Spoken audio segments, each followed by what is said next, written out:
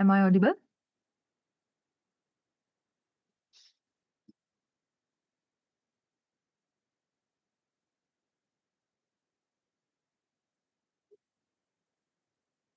Yes.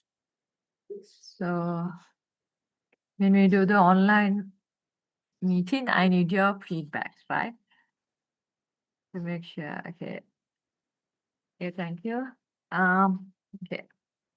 So we meet after a long time, right? How is your new year? Good. Right? Okay. Okay. Yeah. Today, let me share my screen first. Today we will start a new section, operating system, right?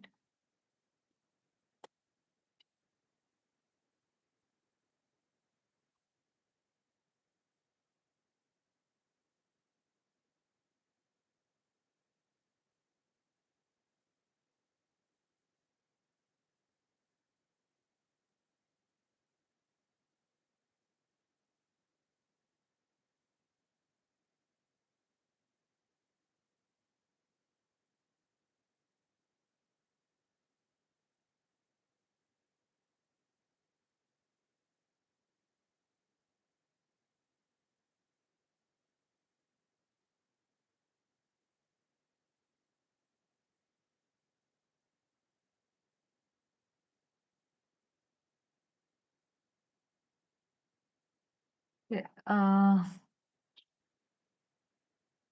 Hope you can see my screen, right? Okay. Now,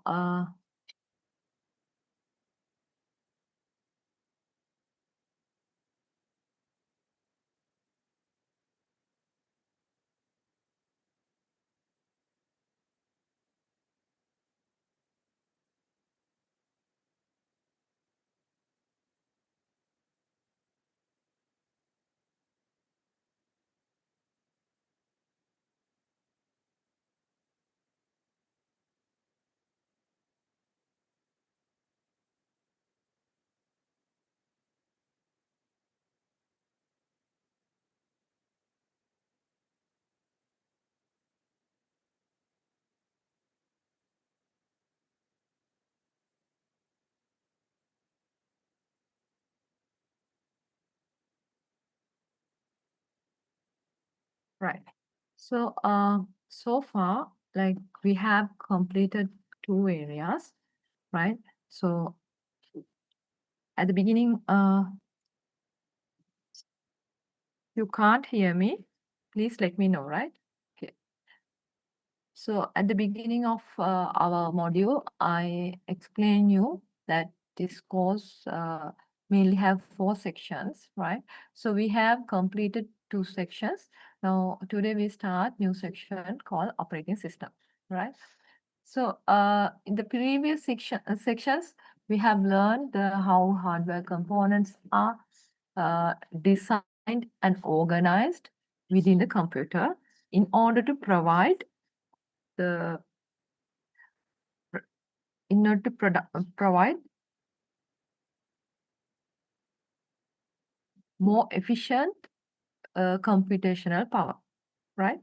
So now today we start this section, operating system. Here we learn about, I know that you all have used many type of operating system, right?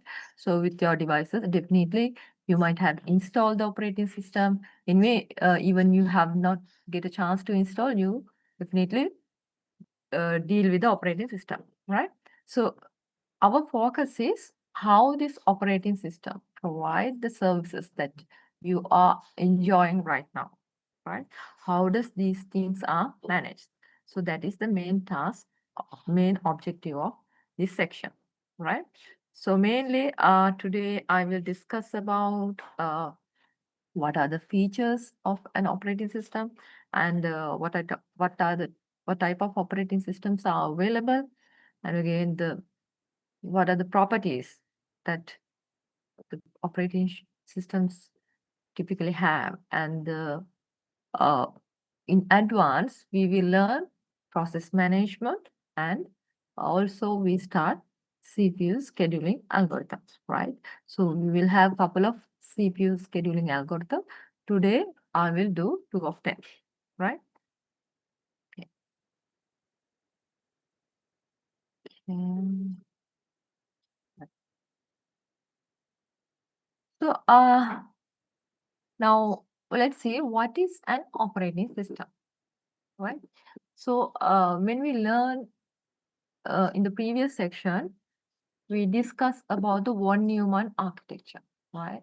So before the von Neumann architecture, the computers are designed to do the specific task, right? But the von Neumann introduced new architecture where we can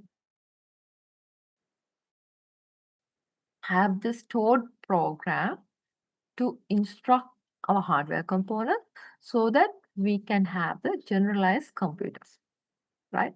So now this architecture, we have common hardware components which will provide the which will facilitate different tasks, right?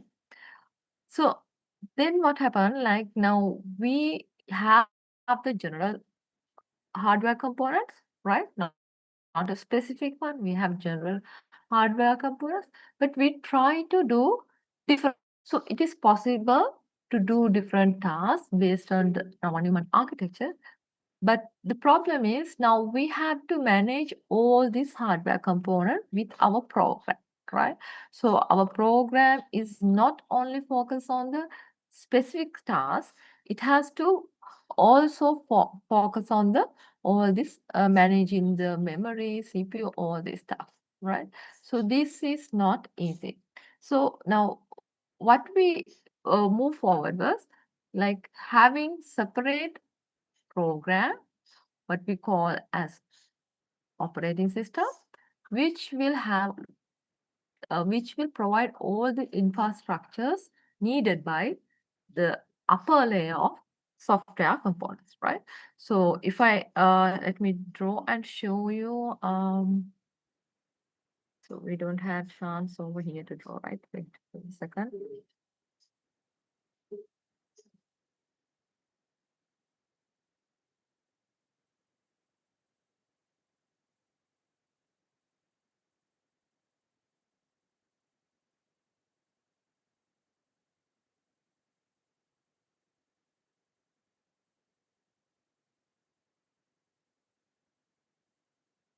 Yeah.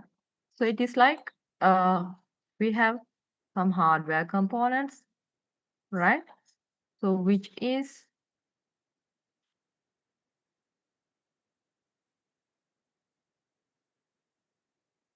wrapped with operating system, right? So OS will handle all these uh, device management and all the infrastructure. On top of that,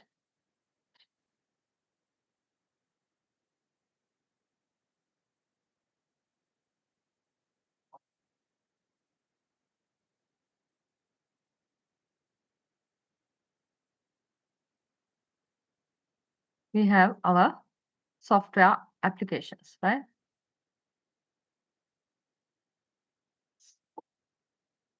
So the software programmers will be free of thinking of how to manage the devices, how to communicate with the process. So all these will be they don't have to worry about because we have another person who will communicate low level uh, communication with the hardware components, right? So again, operating system is a software component, but it is low level, right? So when we learn, I have mentioned that the programs, computer programming languages, we can uh, divide into two categories mainly, low level and high level, right? So high level is mostly human readable. Low level, of course, I have showed you that MIPS, right? So which is more into the hardware side, right? So now these operating systems, now I have mentioned here several operating systems, right? Some of them used for laptops and desktop machines. Some of them used for the mobile devices, right? So all these operating systems can handle the resources, right? And they provide the service for other software programs, right? So these operating systems now, when you get your smartphones, right?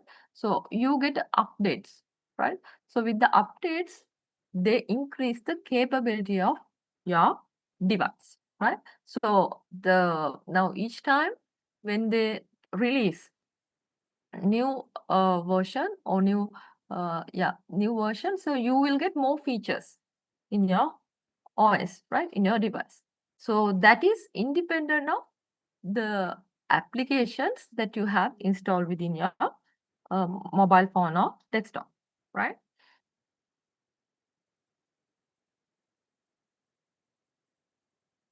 Okay.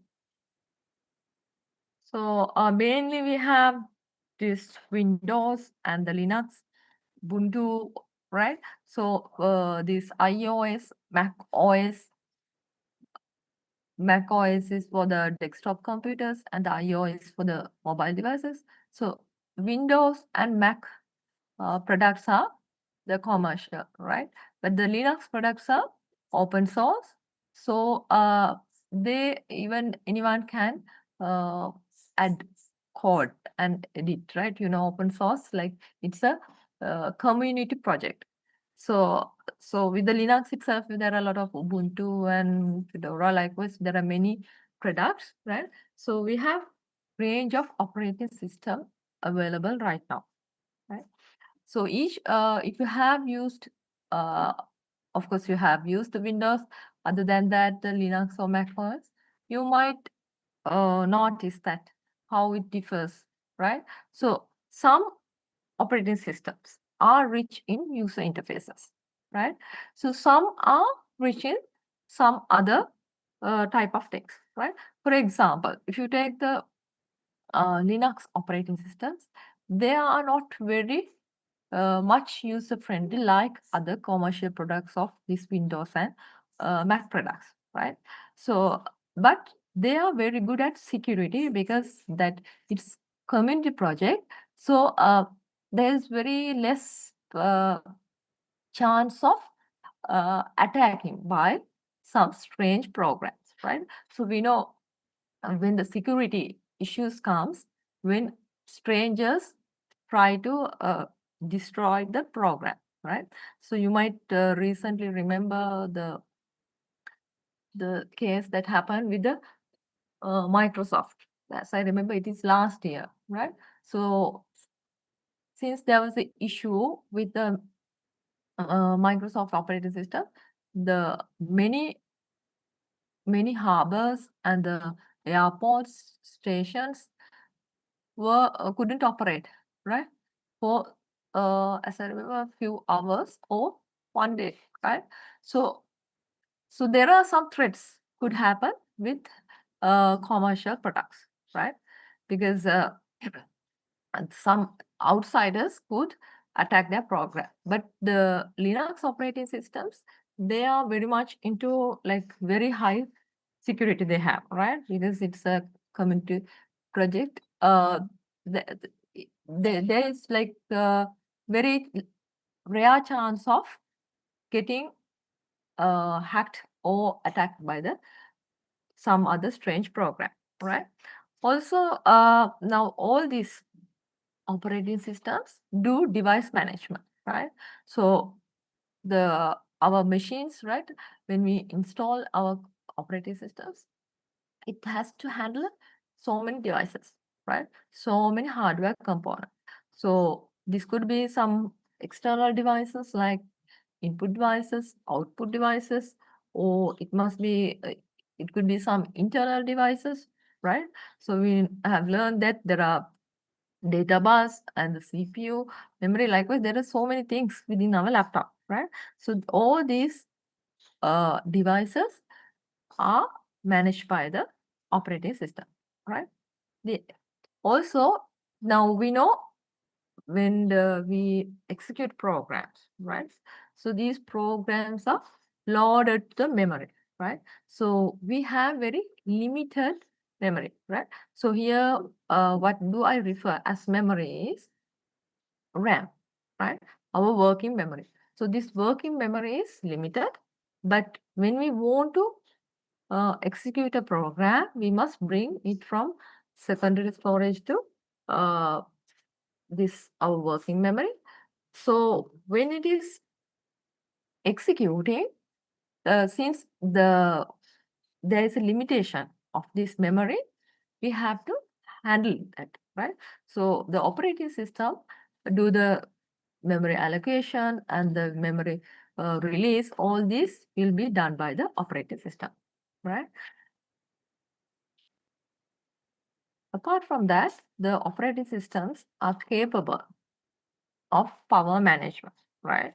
So we don't discuss much about the power management, but now different operating systems are capable, like some operating system later we will discuss, like embedded.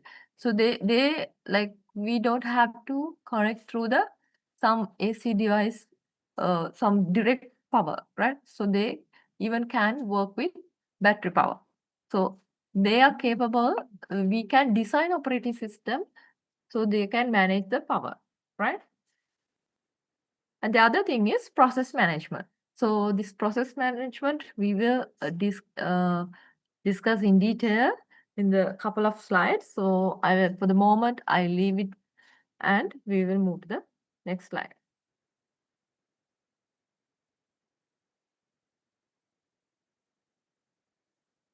Okay. So next we see what are the types of operating systems, right? So operating systems we know, of course, we know about the general purpose operating systems, right? What we do use. So apart from that, there are some special type of operating systems, right? So which are like have different capabilities than our general purpose operating systems, right? So one type of that is embedded operating system. So embedded operating systems are we mostly find in the electronic devices, right? So now you know there are many home appliances that we have in our home, right? Electronic home lab appliance. So they like even for example, let's take digital thermometer, right? So it has a screen. It has to remember the that values, right? So all these need a small processor, the memory, and the power management. All this done by the small embedded operating system, right? So if I say another example, um, our automated washing machine, fully automated washing machines, or microwave ovens, right? So they have programmed, right? So we will have different programming languages, some low-level programming languages that we do use for those, right? So anyway, they also have some specific operating system, right? So we can't use them for general purpose stuff like how we use in our laptops, but they are designed for to do that specific task, right? So their capabilities are limited. Now, if you take the washing machine, right? So its memory must be very small amount. So it is enough to remember the programs, right? We know that in a automated washing machine, we have different types of operating programs, right? So sometimes we can have a quick wash, or we can have some gentle wash. So each time, each types of program, we do the timer differently and set the water level differently. So to manage all these things, we have to have some memory, right? We have to have some particular type of processor. So all these will be managed by embedded operating system, right? So mostly these embedded operating systems are low powered, right? So they don't need like how we use the other laptops, and even sometimes we can use small batteries to operate this uh, embedded operating system, right? Okay. So another type of operating system is virtual operating system. right?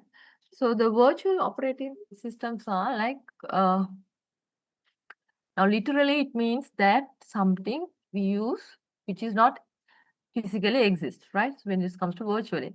So mostly to have virtual operating system, we have to have some network connection, right? So this is one emerging trend. So right now we have this two types of virtual operating system, hypervisor and the distributed system. So of course we will have many more in future, right? So let's see each what the hypervisor and the distributor system. So when you take the distributor system, it is like we know like right now we have like we do a lot of work with large volume of data, right? So everywhere we can hear the data science, like everyone want to deal with. Now we have gathered a lot of data throughout many decades. So people try to make use of this data, right? So to process this, so if you take organization, they have large volume of data, right? But if you want to get some insightful through from this data, we have to process that. So when you process this data, large volume of data, we need a lot of resources, right? So it is not, it is quite expensive to provide the resources. Like we need a lot of computational power, we need a lot of memory power, right? So it is not easy. So, but we can see there are a lot of applications are available using this large data processing, right? So most people use this distributed operating distributed operating system, right? So they provide some virtual this what happened is here we have several systems and these systems are connected with each other, so remotely we can make use of the other resources, right? So it is like it provides a large platform of resource pool, right?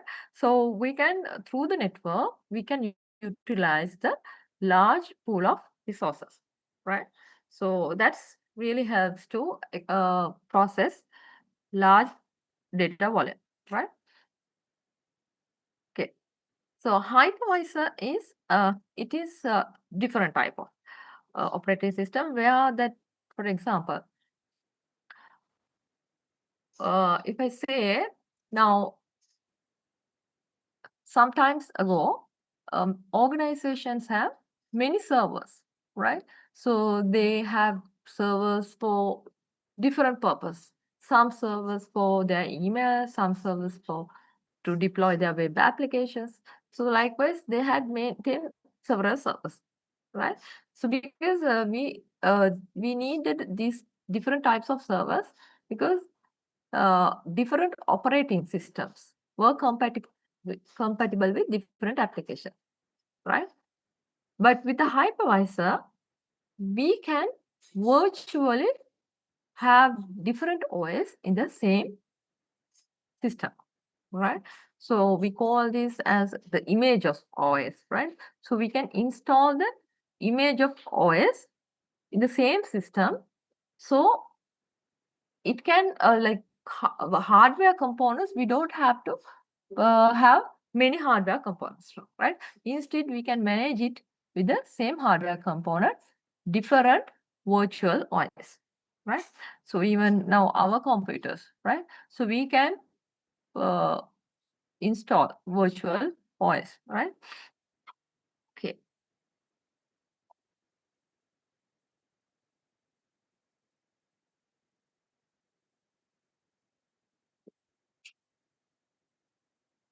Okay. So let's say what are the properties of these operating systems, right? So these operating systems are multitasking, right? So what I am talking about is the general purpose operating systems that what we use, right? So they can do multiple tasks at once, right?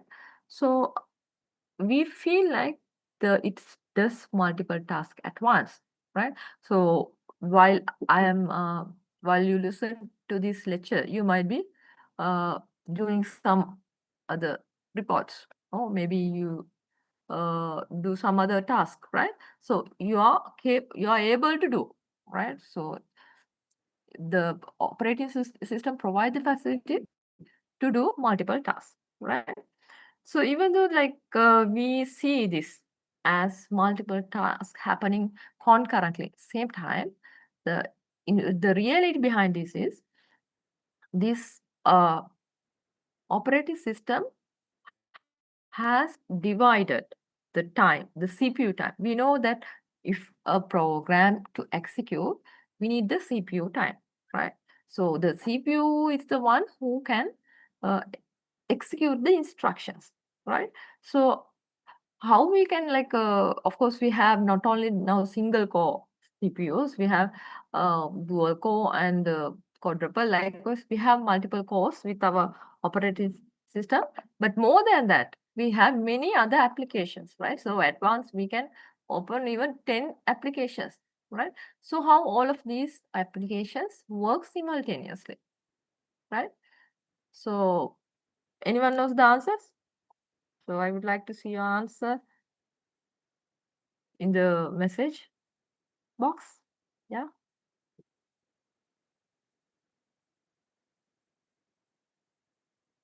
How operating system handles multitasking? That's my question.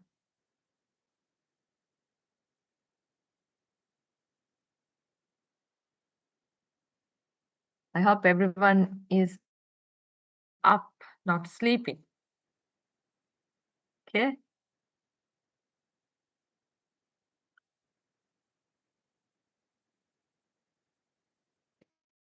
Yes.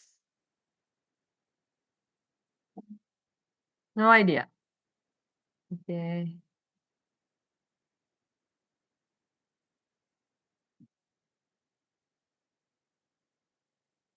Yeah. It's switch between the tasks, right? So actually what happened is it's not working all at time. It switch between the tasks, right? So the CPU time is divided among the task and they get the turns, right? So this is what we call CPU scheduling, right? So we will learn some few CPU scheduling algorithm, right? So that means how these tasks are switched, right? Always it doesn't happen the same way. So depend on the type of task or the situation, it might handle different way, right? So that we will learn with the CPU algorithm schedule.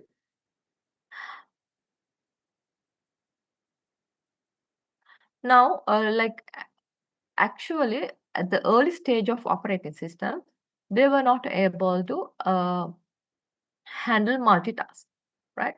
So they were able to handle single task. But later, now this people human nature is to do many tasks at once, right? So to do many tasks as that's like always uh, people try to mimic human behavior with the technology, right? That's how new innovations happens, right? So since we are more into multitasking, right? So they find out the scientists and computer scientists find out more way how you can do the multitasking, right? So this was able actually now what happens now when you have one task, it's quite easy, right? Very simple. But when you have multiple tasks, it is quite complex, right? Because now, if you take your right now I have opened the browser, right? At the same time, I might uh, play some videos, right? So both applications need different resources in a different amount, right? So if you go back to the previous lesson that we have learned, right? So we know that we need the different computational units for different tasks, even when it comes to the logical units, right? So definitely when the applications are different, there are many, each applications have many hundreds and thousands of instructions, right? So to execute this is each different instruction, it requires different types of access for the devices and the memory management. So like it's very complex, right? So how this operating system can manage this complex situation, right? So it was possible because this process concept was came, right? So now hereafter, right? Hereafter, I will call our microprocessor, the processor that we execute the program as the CPU, because now another process, right? So this process that what I call right now is different one, right? So let's see about in couple of slides, right? So if I want to mention about the execution, I will call it as a CPU. Otherwise, what I mean the process is the operating system process, right? Okay.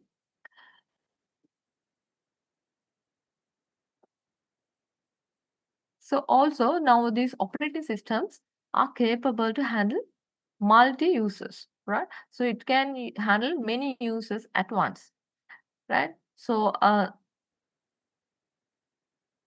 same operating system, we can remotely log and share the resources and use multiple users at the same time, right?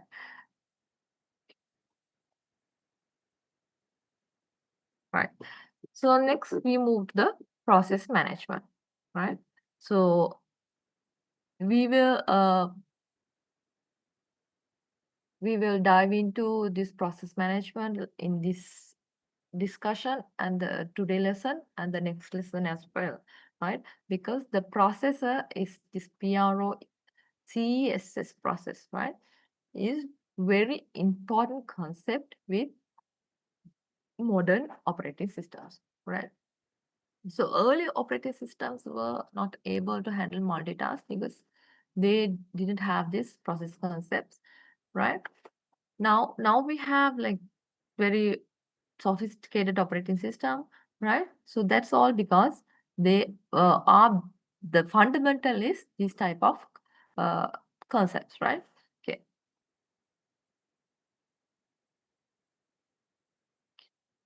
So now we know when you like run an application in your machine, right? So what happens when you start before you start that application, you have installed it, right? So what I'm talking is the desktop application or the um, cloud application, right? So the desktop applications, you have to install them in your machine before you use them, right? So what do you mean by installing the application in your machine? Hmm? Where does it stop? Any reply?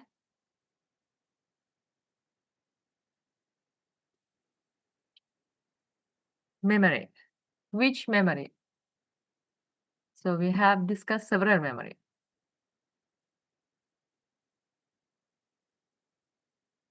Where does it store? Hmm? Secondary memory or primary memory?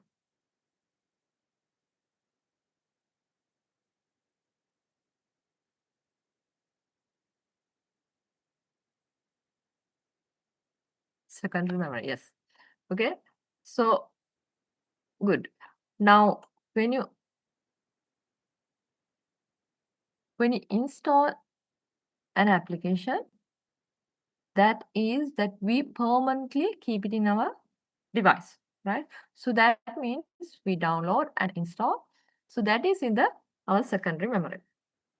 But when you want to use it, what do? You tap it, right? So you tap it and open it. So when you open, what does it mean? It is loaded to your virtual memory, sorry, your working memory, right? Or your RAM. So when it's loaded to your RAM, it will create an executable unit, right? So when it is in the secondary storage, it is not in an executable mode, right? When it's loaded to your working memory, it's create an executable unit. So this executable unit we call as a process, right?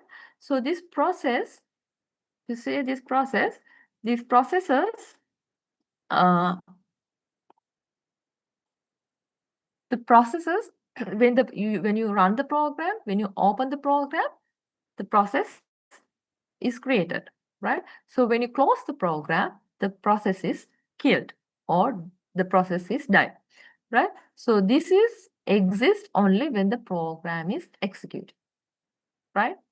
So this concept is very important because with this process concept, we can allocate resources, a specific amount or specific resources that application need, right? So as I mentioned in the previous, when I open the uh, browser and play an audio, it use different resources in different amount, right? Different time. So if you have a virtual space for each application, then it is easy to handle, right? So we can reduce this complexity of handling multitasking with our same operating system, right? So these processors, mainly we have two types of processors, right? So when when you open a application that you have installed, so that user process, right? There are some other processes. The system itself, operating system itself, to run it, it create its own processes, right? So let me show you practically. Some of you might have already know, right? So let me show you what is this process, right? So I'll stop sharing.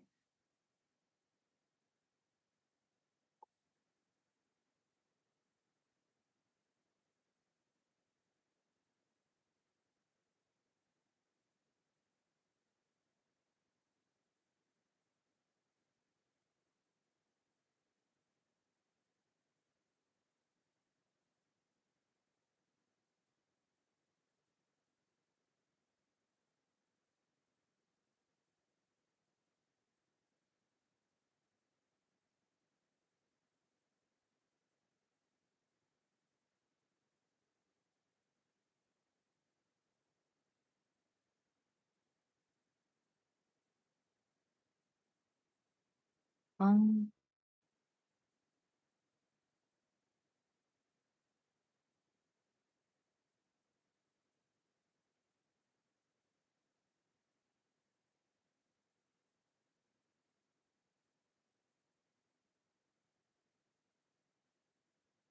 Hope you can see my task manager, right? So in the task manager, uh, you can see the processors that what is currently running with my machine, right? So it says for Zoom, there are 3 process running, right? So we have one application, but so I have only connected for one Zoom meeting, but it has 3 processes, right? So probably when it has some very like independent task to run the same application, we assign them as process, right? So for example, sometimes some applications need to get some data from the database, right? So at the same time, it needs to provide it need to take the user interaction. So we separate these 2 tasks and put one task like handling the database inputs for one separate process and the other task into one separate process so that we can just speed up the application, right? So same thing, similar way, the people who design this Zoom, right? So they have when we run the machine, when we run the Zoom meeting. You also try and see whether it's 3 or less than that. So can you try and see? Tell me how many processors for Zoom right now you have.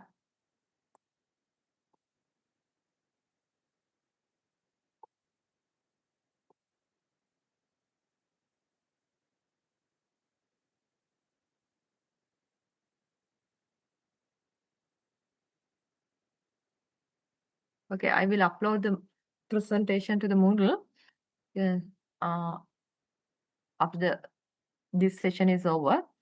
Okay, so can we tell me how many processors showing for your Zoom meeting?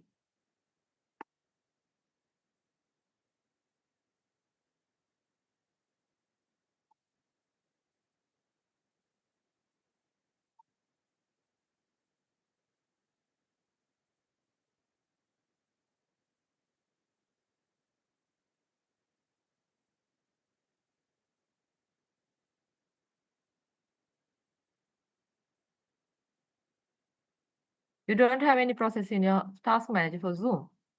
Hmm?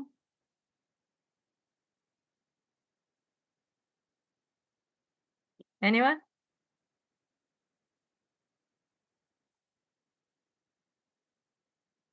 2, 6.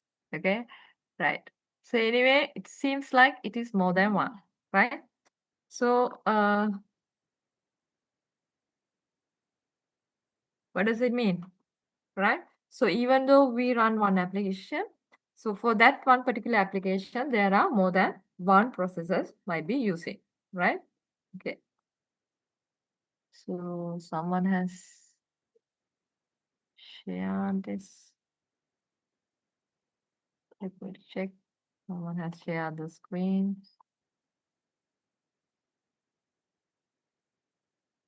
So 3. Okay.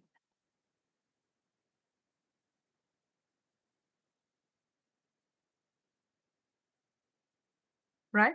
And also, take note now this CPU, CPU utilize and memory utilize, right? Are dynamic. That value is not always same, right? So in a second, it's changing, right? If you see this Zoom meeting, it is 3.1, then it is 4.9, right? Why? Why it's not static value? Anyone can explain? Even the memory usage is changing, right? So mostly the CPU usage change very fast.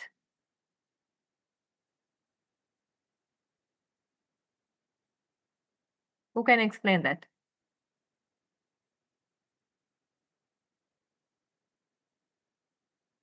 Okay. So we know the CPU is the one who execute the instruction, right?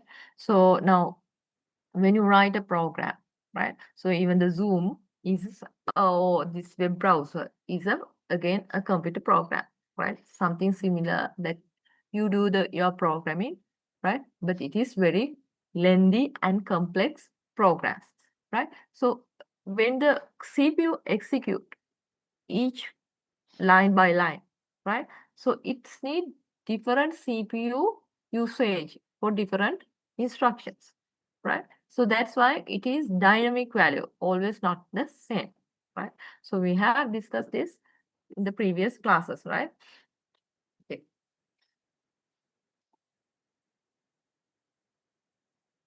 So now sometimes when you use your machine, it gets stuck, right? So what does it mean?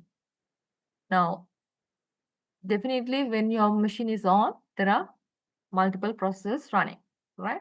But if the machine is get stuck means that either memory usage or CPU usage is reached to its maximum level, right? For example, now itself my memory is 90%. It's quite high, right? So there is a high possibility that my machine gets stuck, right? So it's like when you keep like average level like 80 or below that, that is better, right? So otherwise, what happens when you open or when you accidentally or sometimes without intention, when you open other applications, the machine gets stuck. So how we can overcome from this? In how you can overcome. So you can even see the performance from this tab, right? So see my memory usage. Right? The CPU usage is not that high, but memory is very high, right? So my browsers are consuming a lot of memory. No, not browsers. Here, the Zoom and some other unknown process, right? They're utilizing my memory. So in case if you come to a situation where your machine gets stuck, you can just kill few of your uh, this thing process, right? So I will delete this. So you can enter, delete it, right? So do we have any entry for the, yeah, we have one entry for Microsoft OneNote, right? So I'm going to delete this. So let's see what happened to this entry.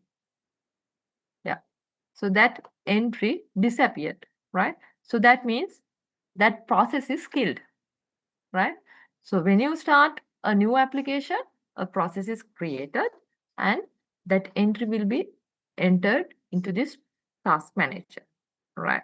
So this is kind of a monitor that it shows how this our processes utilize in the resources, right?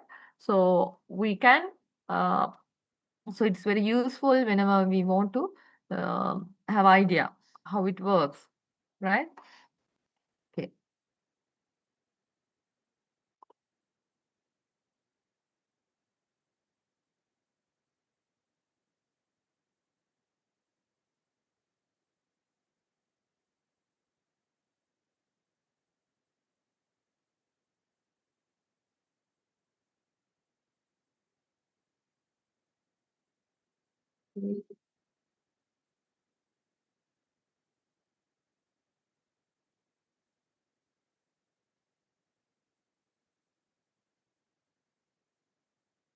Right.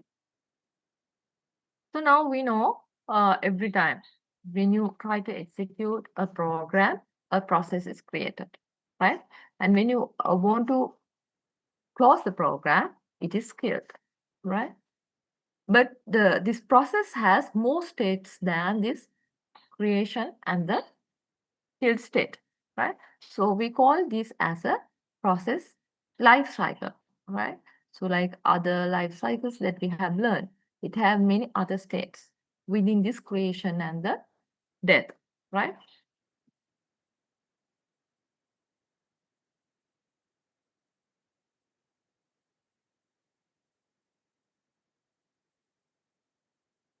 Right.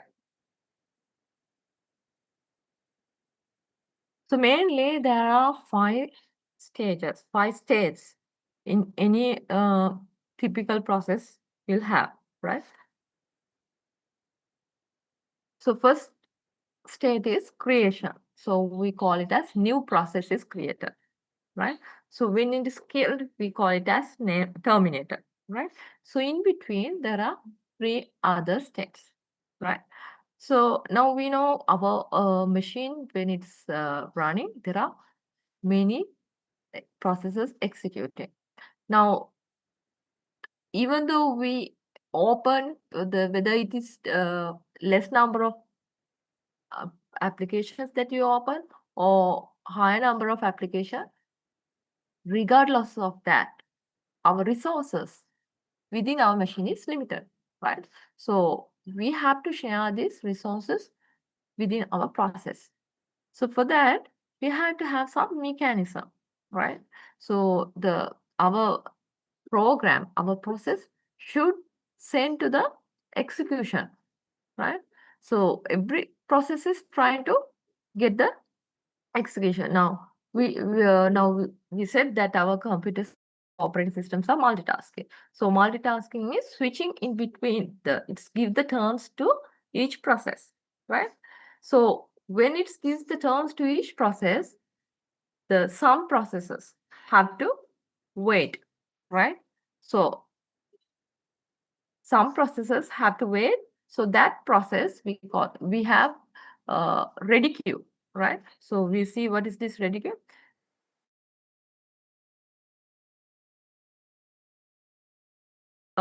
In a ready queue, we keep the time, right? So CPU time is if one process have the control of the CPU, that means that is that in that particular time, let's say we have process A and B. If now the process A have the CPU time, that means that's the one execute the instructions, right? So meanwhile, the process B is in the idle or it doesn't execute anything, but we feel like all the applications are running at the same time because this switching between the processes very small time, right? So what is the performance? What is the execution cycle of a processor? It is nanosecond, right? So even what is happening within the second, we can't notice, right? So imagine something happening within nanosecond or microsecond, definitely we will not be able to catch it up, right? So this switching between the processes or the different application is unnoticeable, right?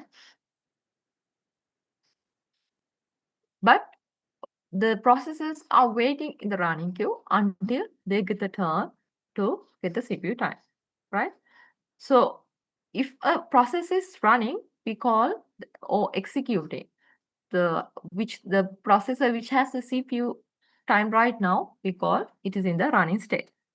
If it is waiting for to get the CPU time, we call it as it is in a ready state, right?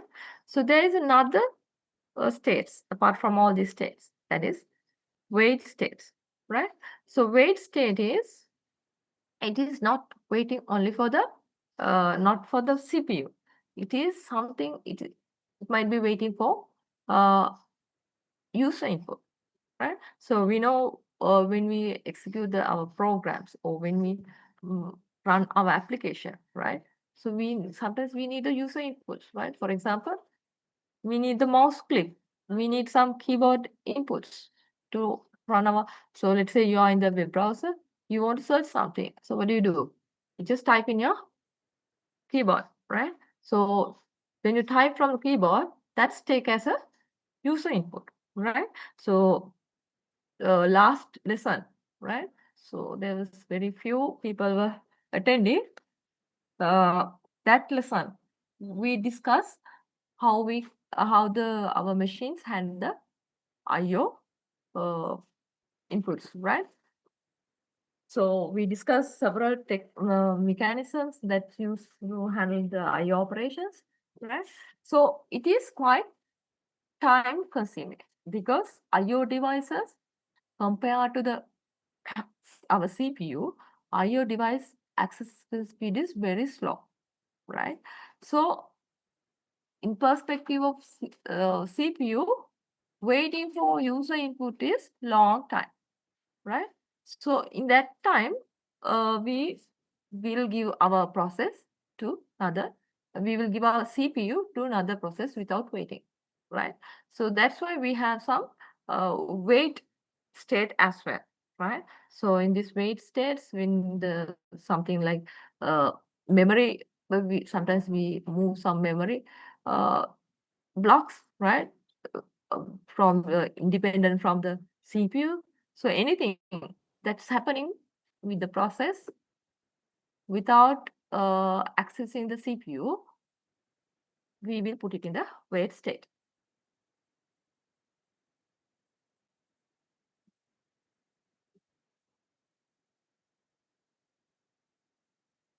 Okay. So here you have the illustration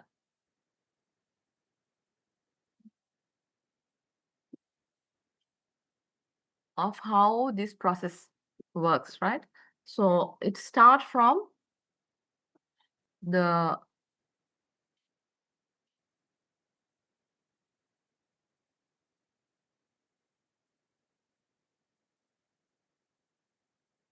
so it starts from new states, right? So when the application is run or open, a new process is created, right? So once new process is created, that doesn't mean it is running, right? Although we can see it's running, as I explained, it's happening within the very short period, but in reality, it does not run as soon as it's created, right? So once it's created, it will go to the ready queue, right? You know what is a queue, right? So when many people want to do the same thing, what do? We have a queue, right? So in a queue, we keep people and serve each one by one. Similar thing, right? So we have a ready queue, uh, which handles the processes who are waiting to get the CPU time, right? So it will move to the ready state once it's created. Then, if it's get the CPU time, if it's get the uh, turn, then it's go to the running state. So we call it as dispatch, right? So while it's running, now some as I explained, now this when it's handling the multitasking, the CPU is switching in between the different tasks, right?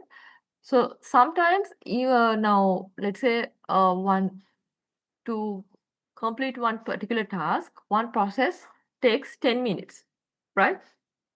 But in between, there is another process uh, want to get the CPU time. So it's interrupt our previous process and get the CPU time, right? So when it's interrupted, but still it's not completed task, we send it to the ready state, right? From running state, it will go to ready state because it was interrupted. So in the ready state, ready queue, it's again waiting in the ready queue until it get the CPU time. So likewise, it's maybe once or twice. It's depend on the size of the our task, right? So the size mean the time it takes, right? And the priority.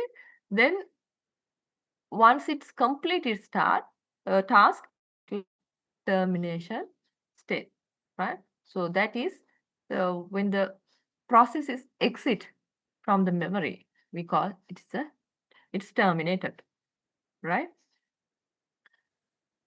If the process is waiting for IO operations, so we send it to the waiting state, right?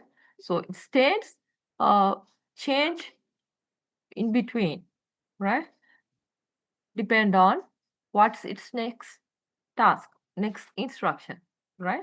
So the process is again I recall what is the definition of the process. Processing is executable unit of a program, right? So when it is execute one by one, it's go to the different states, right? So when the IO operations, when the user is given the IO inputs, right? So if you finish typing, that will be buffered and sent back to the process, right? So then it's moved to the ready state, right? Okay,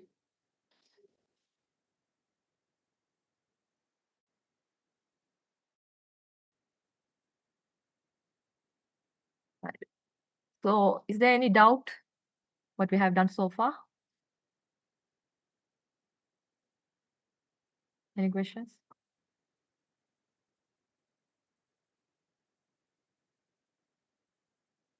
Mm, right. So now we have another unit called process manager, right? Because now we know with our OS several uh, several processes and the same time, right? So of course the operating system is able to manage the process, but there is a separate unit, separate person, or we call again it's a separate program, right? So what we call it as a process manager.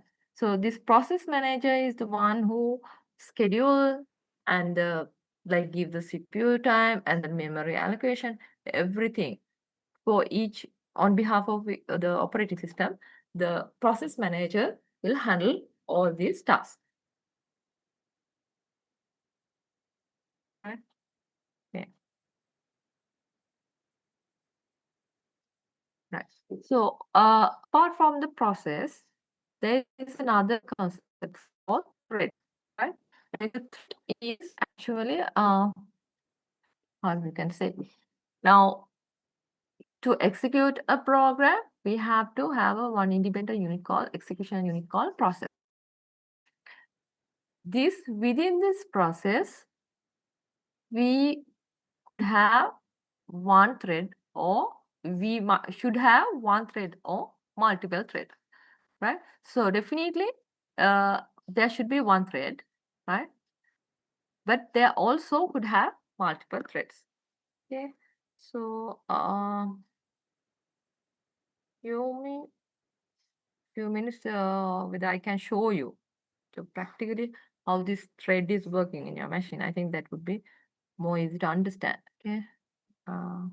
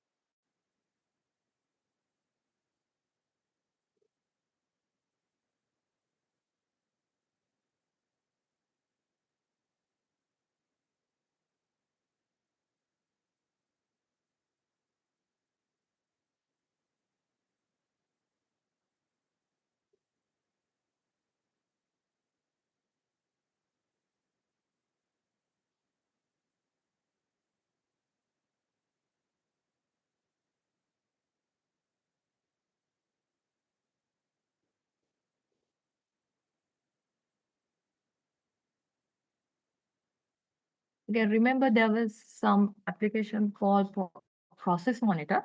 Anyway, I can show you one thing, right? So here, now later we will talk about the properties of the processes, right? So then we will discuss about the process ID, right? So let me show you process ID.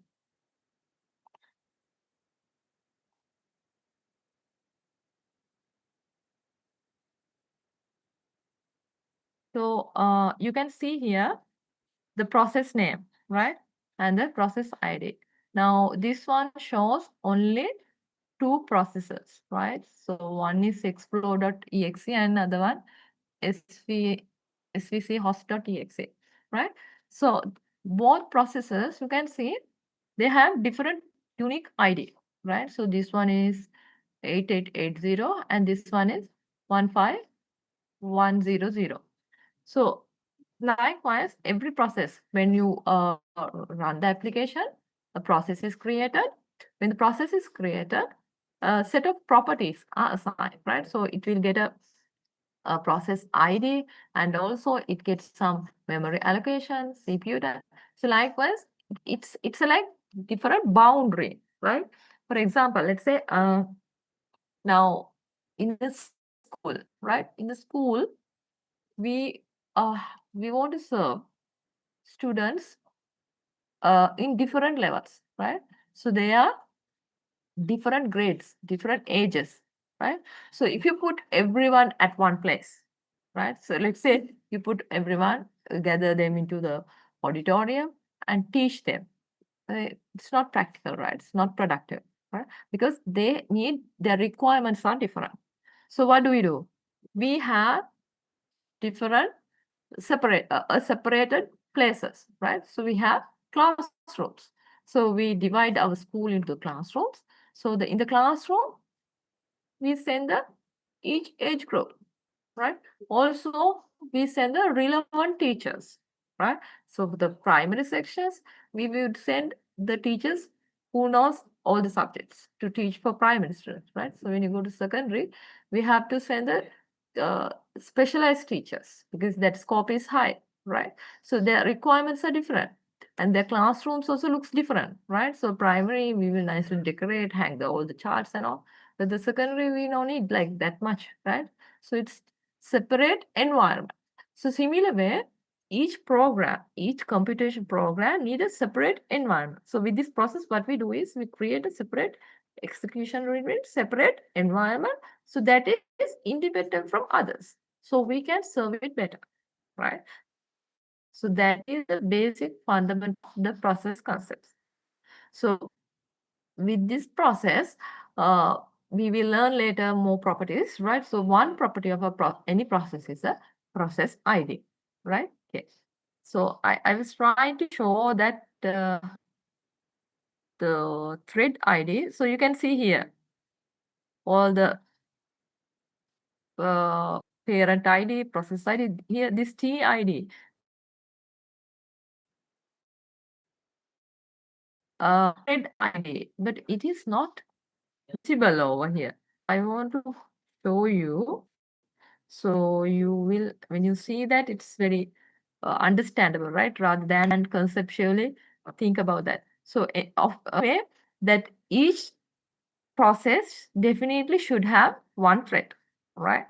So some processors would have many threads, right? So again, a thread is a execution unit within the process, right? So if I could find that process monitor that I have used some time back, it was very clearly can see the thread ID. I will show you in the next class, right? Okay.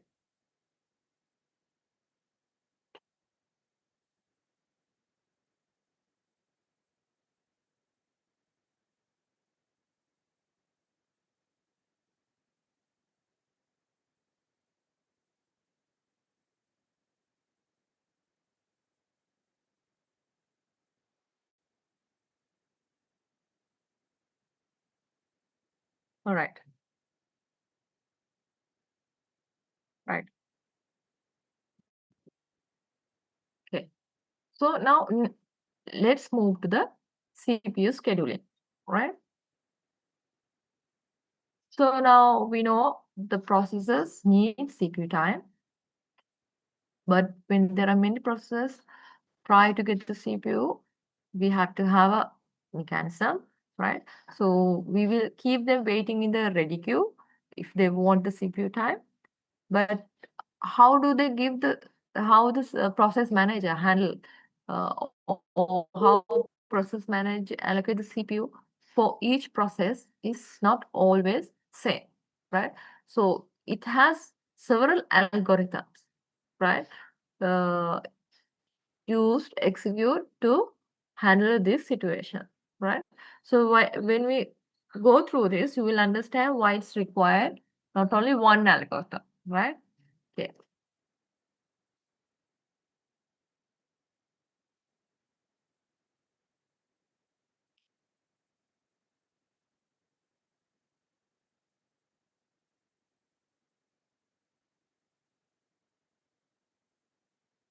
Sorry.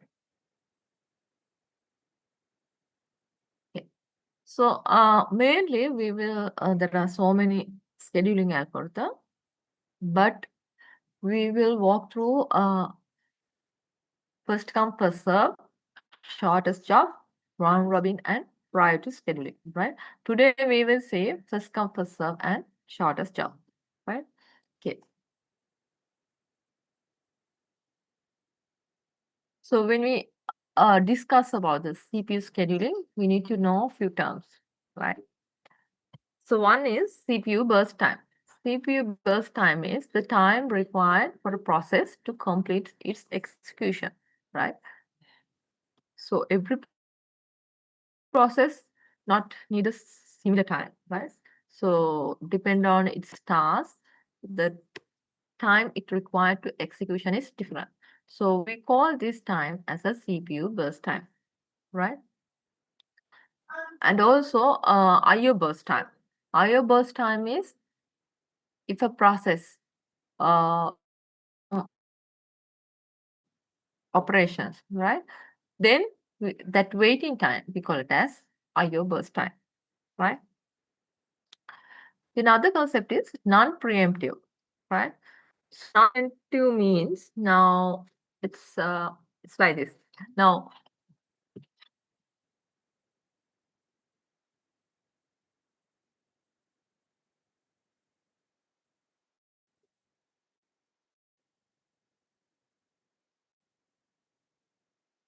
few time. So non-preemptive means now when the one process is used in the CPU and does it execution, another process would come, right?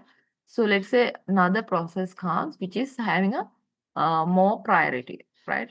So then let's say now if I take analogy, you are in a queue, the pharmacy, right? One a lady comes with a baby carrying. So what do you do? Right? So the one who waiting the queue might give space for that mother, right? So sometimes likewise we have some tasks which need the high priority, right? So for example, if I comes to the context of the computer, right? Now you might have seen my power was running out, right? So my machine was not plugged. So it's need to alert me, right? So whether it's dim the screen or pop up the message to show me that I have to pay my attention on the power management, right? So that process, it's again a process. That process should get the high priority, right? So meanwhile, I was working with the Zoom, then it has to take the CPU time from that and give the priority for this power alert, right? So if it is non-preemptive, it wouldn't be able to do because when it's non-preemptive means we don't give the CPU time uh, to the another process unless the CPU time is terminated or it gives the voluntarily, right? So now we learn that CPU burst time is the time it's required to process it complete its execution. So when process P1 have the CPU time and it's execute it's gonna have the CPU time and it's uh, while it's executing, process P2 comes, right? So if it is non-preemptive, the process, even though process P2 has high priority, we don't give the CPU time to the process P2, right? Is that clear? We have two processes, P1 and P2. P1 is currently holding the CPU, right? But the P2 has the high priority. But this scheduling algorithm that we're using is non-preemptive. So even though P2 has the high priority, we don't give the CPU time to the P2, right? So like with our analogy, now you are in the queue, right? But when the someone with a mother, with a baby, or an old person comes, so you don't give your turn because uh, you are in a rush to someone in the hospital, right? So that's non-preemptive. We don't give the our turn unless we complete our task, right? Okay. So we basically we cannot interrupt the that execution, right? Yeah. So our first one and the very simplest one is first come first serve scheduling algorithm, right? So this is a very straightforward method. So what do you do is we give the priority based on the how they arrived, right? Yeah.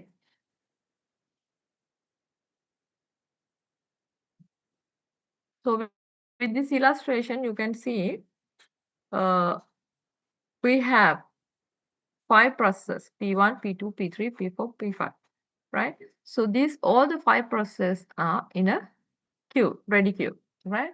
So since you haven't learned the data structures, so I think you don't know about the queues, right? In perspective of the data structures, right? But it's again operations are same way that the queue that we know, right? So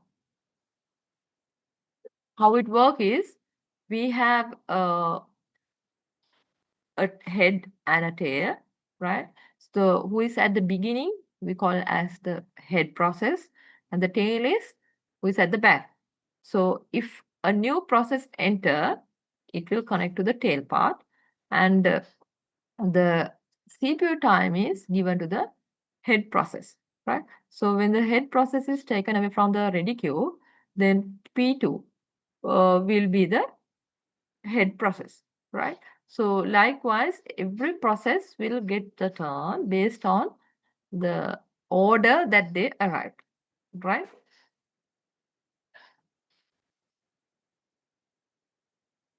So this is non-preemptive, right? So even high priority or some other the process comes, we do not give the process unless we complete the task, right? Okay. Okay. Now here we are going to do a small sum, right? So in the table, you can see it gives the data for the process ID, right? So we have 3 processes, process 1, process 2, and process 3. And the CPU burst time is given, right? The process time is 24 millisecond, process 2 is 3 millisecond, and process 3 is 3 millisecond. Now, we say all the processes arrived same time, right? So that time that we indicate as the 0 millisecond, right? Uh, but they comes in the P1, P2, P3 order, right? So can you try to calculate the average waiting time of this process queue? So I can give you some time. You can try and send me the message of the answer.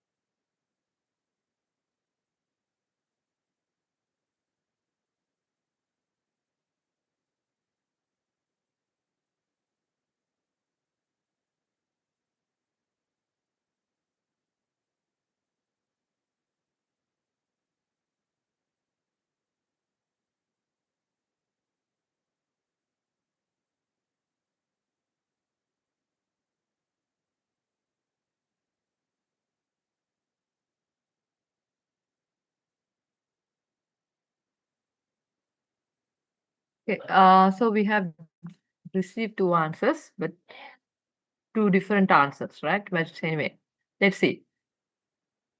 Now, it's easy for us to create a Gantt chart, right? So with the Gantt chart, it is easy to do this calculation.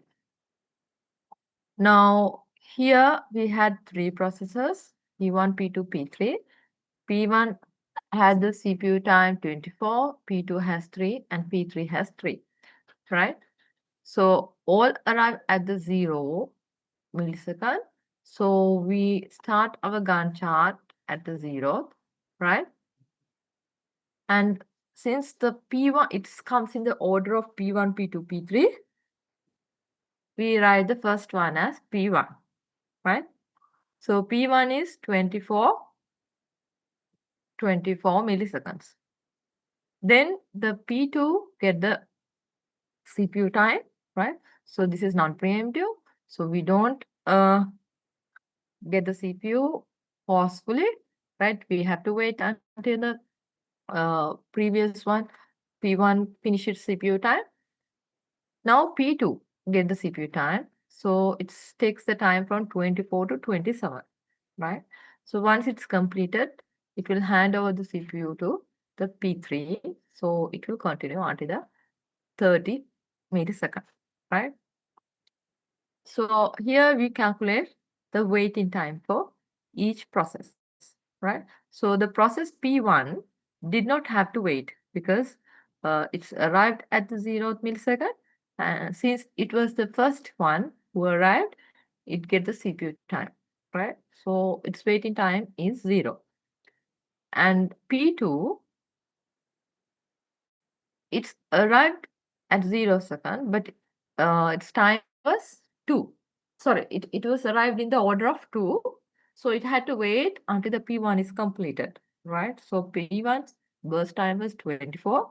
Since this is non-preemptive, we can't have P1 to P2 to get the CPU time, right? It has to wait until P1 completed. So after 24 milliseconds, it's get the CPU time. Then next, P2 will have the CPU for 3 hours, and this will be given to the CPU will be given to the P3 at the 27th millisecond, right? So both of them arrived at the 0th millisecond, but since their order was after P1, P2 have to wait 24 milliseconds and P3 have to wait uh, 27 milliseconds, right? And finally, we calculate the average waiting time, right? So we add all of them and divide by 3.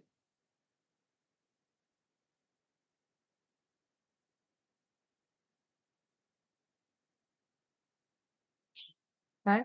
So our final answer is 17 milliseconds. Right.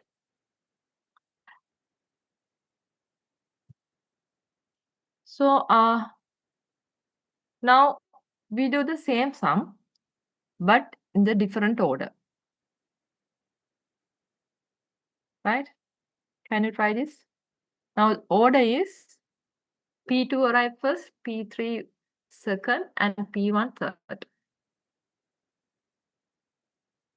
Then calculate the average waiting time.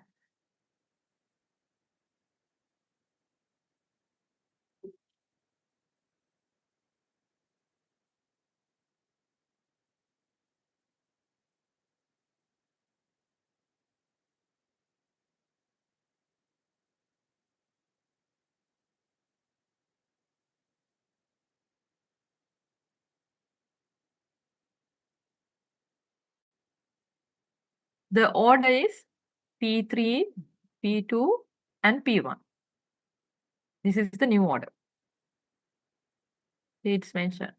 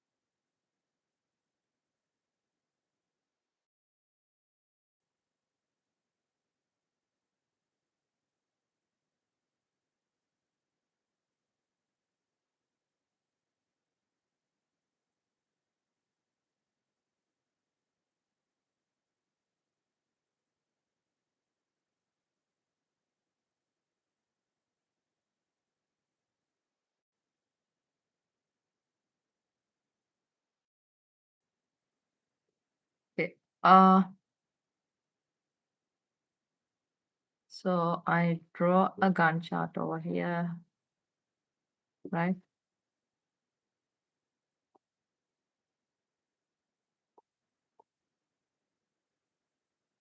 So, sorry.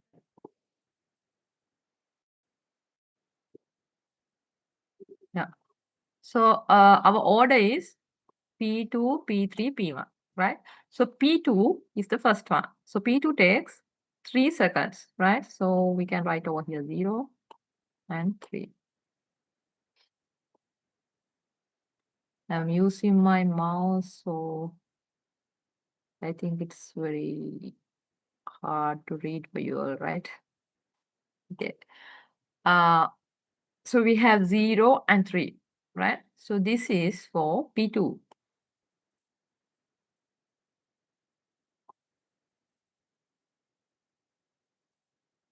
right? Now P2 is the first one, then P3, right? So P3 also have 3 milliseconds. So it can start when P2 is over. So 3 plus 3, it is 6. So it ends at 6, right? So this is P3, right? Now, finally, we have P1 who needs 24 milliseconds, right? So 6 plus 24 is 30.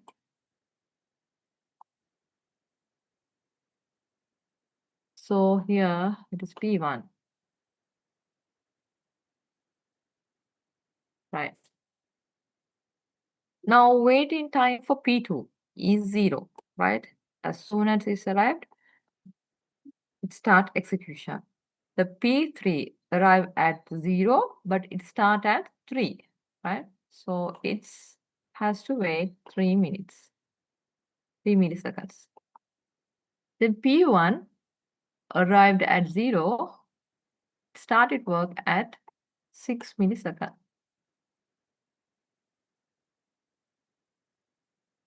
right? So it has to wait 6 minutes. Now, average wait time is we have 3 processes. So we divide by 3. So it is 3, right? Now, what I want to emphasize is now the processor burst time was not changed. Number of processes was not changed. Only the change was in the order, right? Now here it is 17 millisecond waiting time, average waiting time. Here it is 3 milliseconds, right?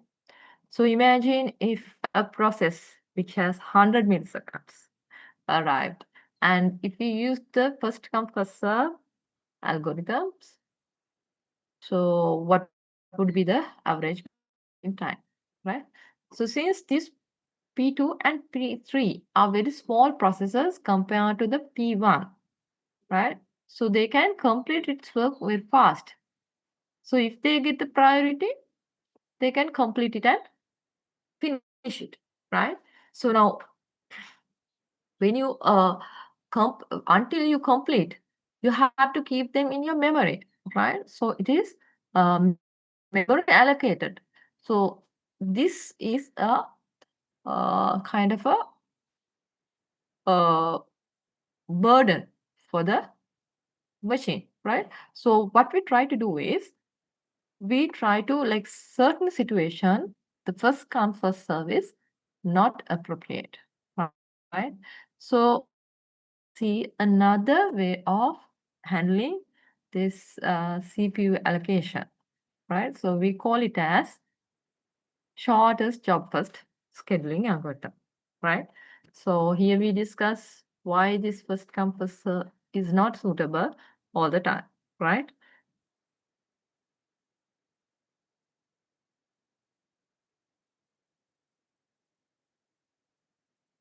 So in the shortest job first, what we do is we give the priority for the task or processes which has shortest job, right? So which we could completely finish faster, then we give them priority, right? So let's do some few with that, some with that. Okay, can you try this?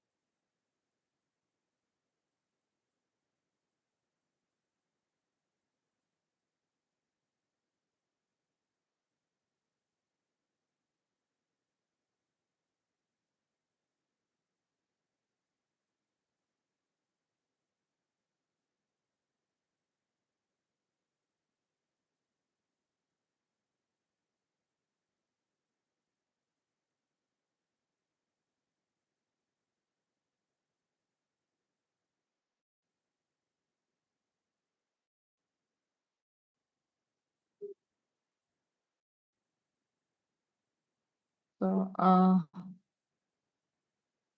so this should be right.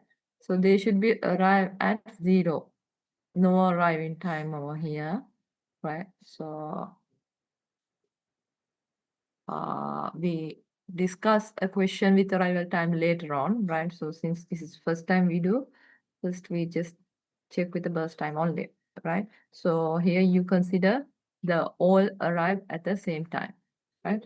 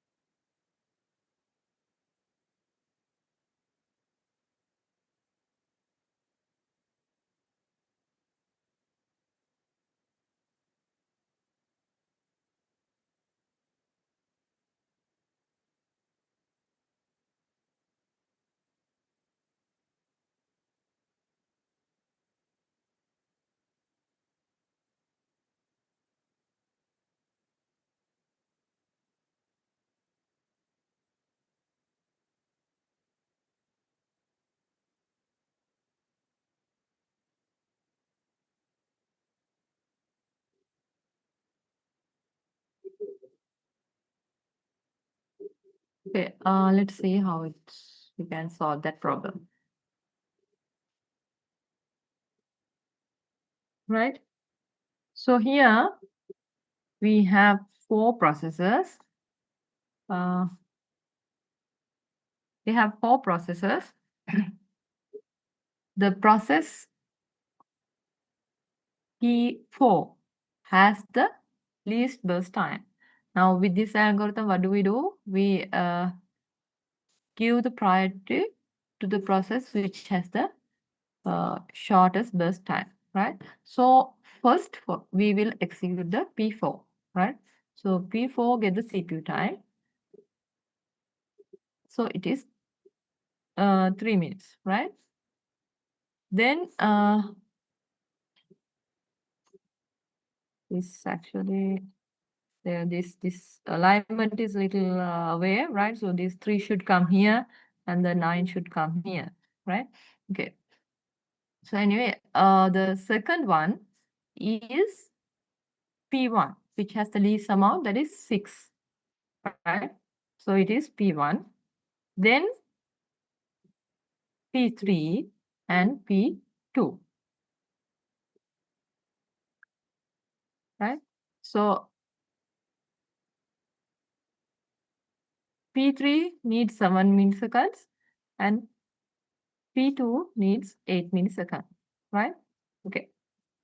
So P4 start when it's 0, right? So its waiting time is 0. P1 start when it is 3, right? So this 3 should come here. So its waiting time is 3 milliseconds. All arrive at 0 milliseconds, so it has to wait 3 milliseconds until P4 finish its work, right?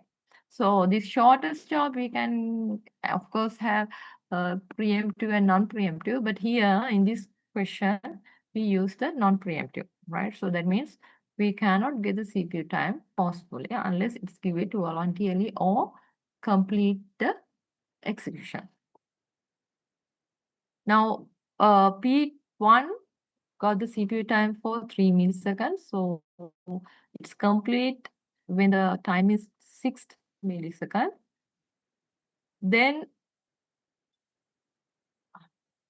sorry, it needs 6 milliseconds. So it finish when the time is 9 millisecond, right? So at the 9th millisecond only P3 get the CPU. So it has to wait 9 millisecond, right? Then it will execute for 7 millisecond. Then it gives the CPU for P2. So see, P2 can start when the time is 16th millisecond, right? Okay. So it has to wait 16 millisecond. So get the average time. We add all these 3 plus 16 plus 9 and divide by 4, right? Okay. So that's how do we calculate the average waiting time for shortest job first scheduling algorithm, right? So we have reached to the end of today's lesson. Now, is there any question you can ask? And also, I want to now next Thursday, right? So our usual time Thursday. Next week I will have a meeting from 10 o'clock. So I was thinking now since we have missed several classes, uh, to have 3 hours or 4 hour slots so we can finish sooner, right? So can you suggest a time slot that you are available, not on Thursday, that not our usual time, different time slot that we can have at least 3 hours?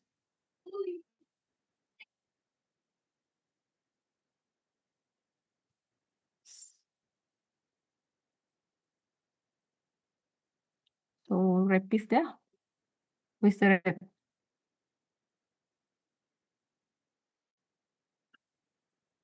Rep is not there.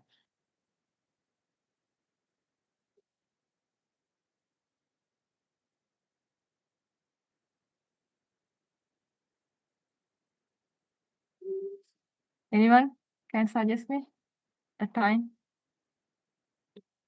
Tuesday you have programming, right? Or it's over?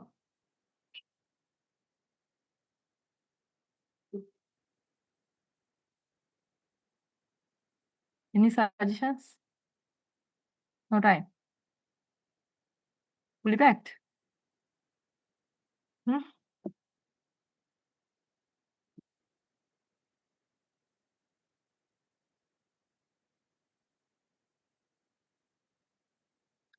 You have programming on Tuesday. Okay. Then Monday?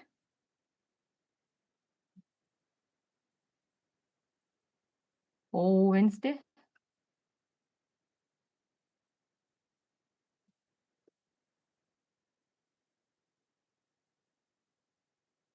Or only for this week?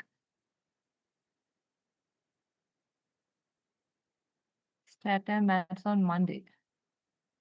Then Wednesday and Friday?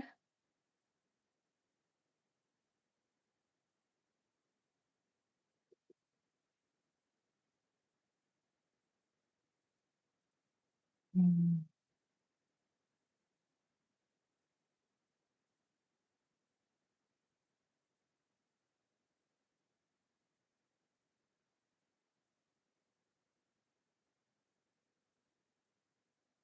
So there is no chance of having more than 2 hours.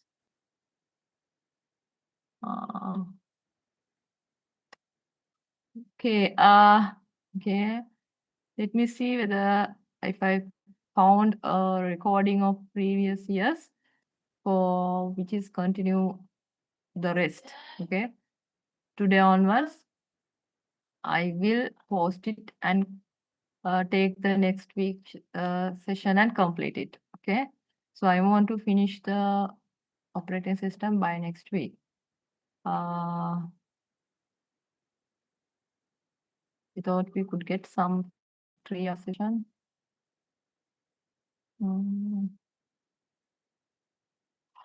Okay, anyway, if you don't have what we can do, right? Okay, so if you don't have any question, we can wrap up the class. Yeah. Okay, thank you for joining.